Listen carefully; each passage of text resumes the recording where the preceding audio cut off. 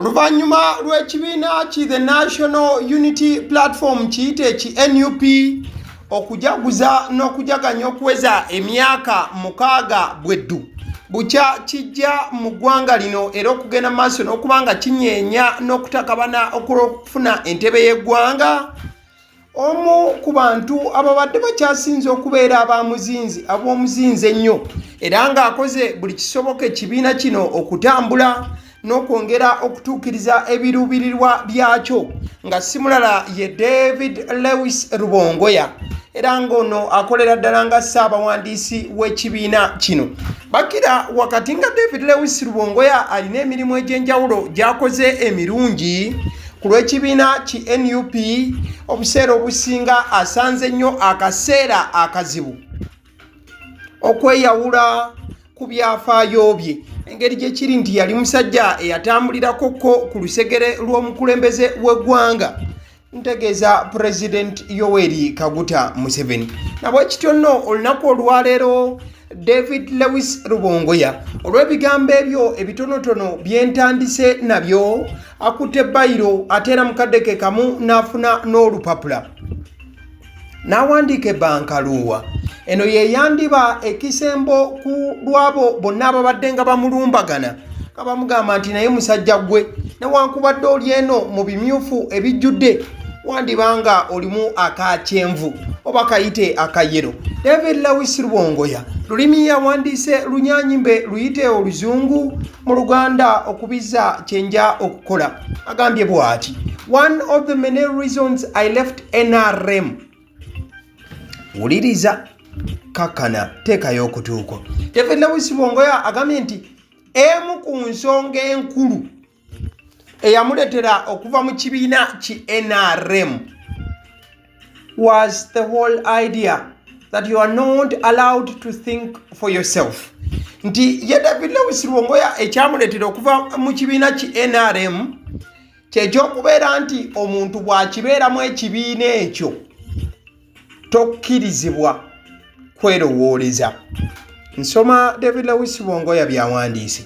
Agamba nti I would often make posts criticizing government dysfunction and corruption, and then my inbox would be flooded with messages asking why I am fighting the government. Rubongoya agamba nti nawandiikanga posti zange ku mikutu gino emitimbagano oba emigattabantu nga ndaga gavumenti obulyake obugijjudde wamu n'okubeera nti tekola ebyo byerina kukola wamu n'enguze y'ekika ekyawaggulu. Wabula buli we namalirizanga okuwandiika bino natuukanga mu kabokisi kange nga meseji eziri muli nnyingi nnyo nnyini ddala nga baŋŋamba nti lwaki nnwanisa gavumenti. If for instance there was a corruption scandal involving some NRM bigwig and the opposition was up in arms against that person, you are expected to defend that person no matter how much loss or damage the person had caused. David Lewis Rubongoya agamba nti kubamu akafaananyi mu kifo ddala nga waliwo akatuubagiro k'okulya enguzi, nga enguzi eyo abamu ku baagiridde be bamu ku banene mu NRM.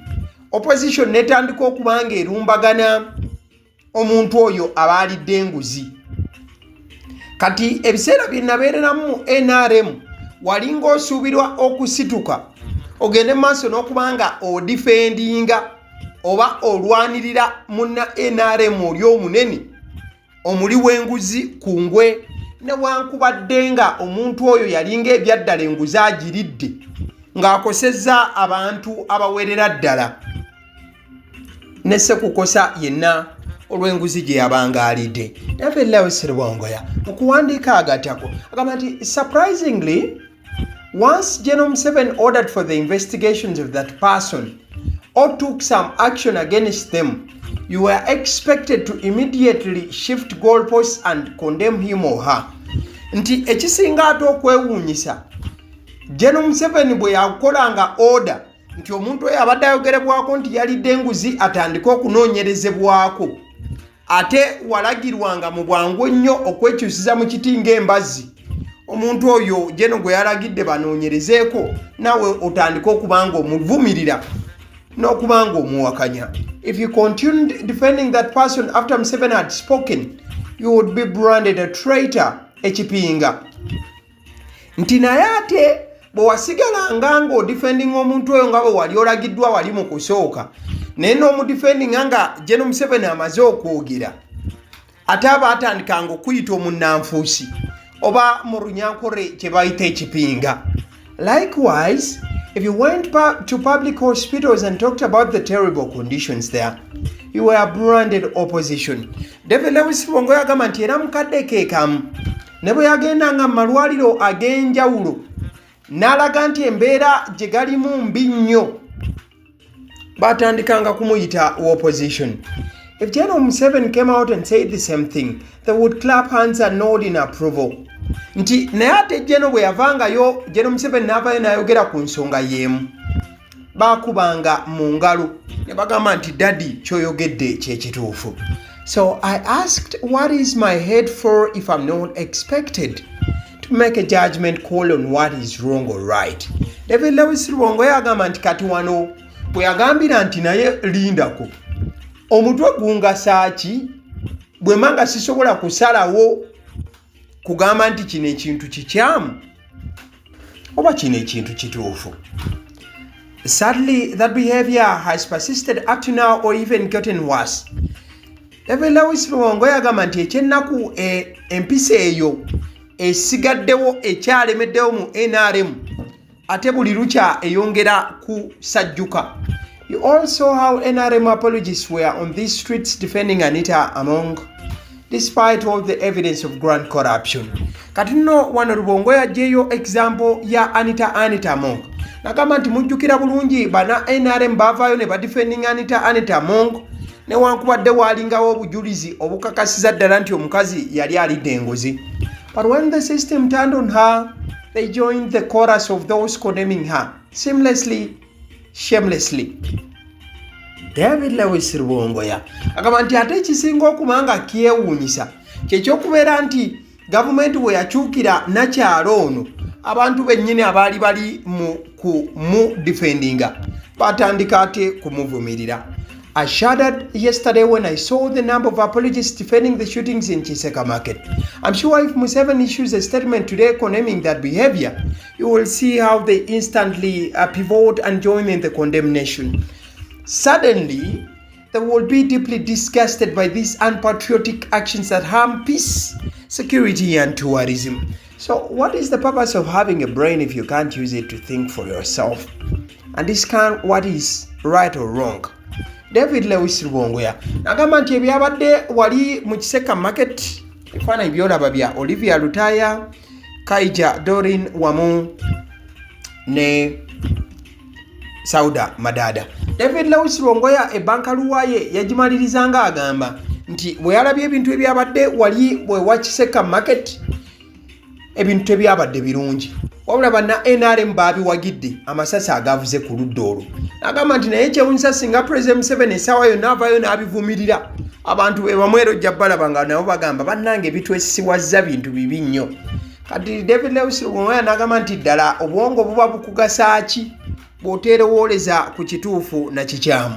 Awo nno abadde annyonnyola mbeera yamuleetera okuva mu kibiina ki NRM kye yalimuko okumala akabanga. Ebifaananyi by'enkulaze eby'abaana bawala bali abasatu be banna NUP ne gye buli eno abakyali mu kkomera. David Lewis Rubongoya olunaku olwaleero agambye nti bawubyeko olubu lw'ekigere mu kkomera naddala eri abakyala wali e Ruzira era nga basisinkanye Olivia Lutaya, Doreen Kaija ne Sauda Madada abakyali ku misango gye bakyawere ennemba najo. Wabula agambye nti okimanyi nti Olivia Lutaya bwe batuuse yabajjukiza nti wakati nga NUP eri mu kujaguza emyaka 6 bweddu.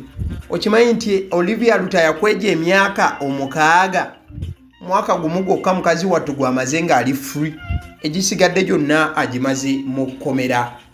Bwe tubanga tugenze mu maaso ekifaananyi ekyo kyolaba ne byogenda okuzaako ekifaananyi kya mmotoka mu kiro ekikeseza olunaku olwaleero URA ekoze ekikwekweto mu bitundu by'Epakwakyawo naye baako emmotoka gyekutte Hilux gyenkulaze wali namba UBF 488G babadde bakukusa sigala ekika kya Supermatch ne babakwata nti babadde nga bamukukusa misolo tegisasuddwa n'ebintu ebigwa mu kkowa eryo. In fact ndabye bakutte entambala bamuyita ntambala gayoyo ne bamutwala wabula bwe bamukutte yabagambiddewo nze ngenda kubabuulira amazima ngenda kugogera kuwa sigala ono gye tubadde tumujja n'enkukusa gye tubadde tumukukusa n'ebisigadde nti n'omulala gwe bataakutta ajja batwalayo gy'ali. Mukadde ke kamu nga tuteekateeka okuwunzika faananyi by'amasimu g'olaba the members of the public who recently lost their phones, iPhones in particular, are encouraged to report to Katwe police station with proof of ownership to facilitate the identification and recovery of their devices. Obanga wabulwako essimu yo ekika kya iPhone genda ku police e Katwe n'ebikwata ku ssimu yo eyabbibwa. Police erina ekikwekweto kye yakoze era amasimu ge yayodde mukwano gwange tegabalika. Mawulire gannaku ekifaananyi ky'olaba kya mwana omuwala Muna-Uganda yavudde ku maaso yafiiridde mu mazzi e Saudi Arabia mukuba kyeyoono omwana muwala abadde amanyiddwa nga Fati Muna-Uganda era omuwala oyo ava bugiri mu Busoga yafiiridde Saudi Arabia gy'abadde akolera omulimu gw'obwakadaama era okusinziira ku mawulire agakyava eyo agamba nti kibadde kigambibwa nti yabadde agenze ku beach ne boosi we nti mukazi wattu n'agwa mu mazzi n'afiiramu wabula Abanna-Uganda abali eyo bawakanya bino bagamba nti kirabika nga mwana muwala ono bikyali byambu tiyandibanga teyeefiiridde era nga amazzi ago ge baga nti yagudde mu mazzi n'afa kyandibanga kisukka ku ekyo wabula wabaawo omuntu yenna amumanyi oba amanyi ab'eŋŋanda ze batuuseeko amawulire gano. Ale nzikiriza nkutegeeze ku bannaffe aba Honeybites bagamba nti bo omulimu gwe bakola gwa kukolera byakulya eby'abaana abadda ku masomero. Bwe tugamba abaana abadda ku masomero saabo bokka abadda ku masomero wabula n'ababeera ewaka balina package ey'ebyokulya eby'abaana mu line efaananako bwetyo. Gwe bakubire bukubizo bagambe njagala package y'ebyokulya by'abaana abali ku masomero oba abaana abalya ebyokulya. Balina ebyokulya yogera ku daddies, yogera ku binyeebwa, amawogola, yogera ku bagiya, yogera ku cupcakes, yogera ku donuts. Osobola okubafuna ku 0709 787508 ate era mukadde ke kamu bw'oba oyagala ku pizza size yonna era namba y'emu ate era mukadde ke kamu bakola ne cake eza buli mukolo babayita aba Honeybites. Njagala n'okutegeeza ku bannaffe aba Alson Painters UG bano basiizi ba langi era nga balina obukugu mu kusiiga langi era bamanyi ne langi ki egenda ku kizimbe kyo era mu ruumu ki tebasobola kuddira langi yandigenze mu kisenge ate ne bagisiiga mu ddiiro ey'omu dining ne bagisiiga mu kinaabiro nedda. Alson Painters UG omulimu gw'okusiiga langi bagukugukira ddala basiiga ebizimbe okuviira ddala ku ruumu emu paka ku makalina n'amakalina gwe bakubira ebukubizo bagambe nti Alson Painters UG namaliriza okuzimba ekizimbe kyange. In fact ne bw'oba olina ekizimbe nga kikadde nga olaba langi yakyo efaanana si bulungi, Alson Painters UG bazze kugonjoola nsonga eno. Bakubire ku 0705 193636 be bannaffe aba Alson Painters UG. Aba Sidi Omusunsuzi ly'erinnya eryange yenze aba Sidi Omusunsuzi yenze atuula emabega w'omuzindaalo buli lunaku era ly'eddoboozi ly'owuliriza ku mukutu guno aba Sidi Omusunsuzi ly'eddoboozi eryo era ng'omukutu kw'oli gwe guno ogwagaliwo. Nagamba nti information yonna gy'olaba ku channel eno tetugattamu kintu kyonna ate tewali kye tutoolamu. Information nga bw'eba eyingiddewo ffe bwe tugikwata ne tugikuwa. Kati gwe omulabi n'osalawo ki eky'okukozesa information eyo. Kati ky'ogenda okukola mukwano gwange bw'oba omaliriza okulaba vidiyo eno, likinga, commentinga ki ky'olowooza, mukadde ke kamu subscribinga bw'oba nga omukutu guno oli mupya. Ate era mukadde ke kamu sharingira mikwano gyo girabe vidiyo eno ate ne videos endala ku mukutu guno. Agaliwo YouTube channel, mwebale kutulaba.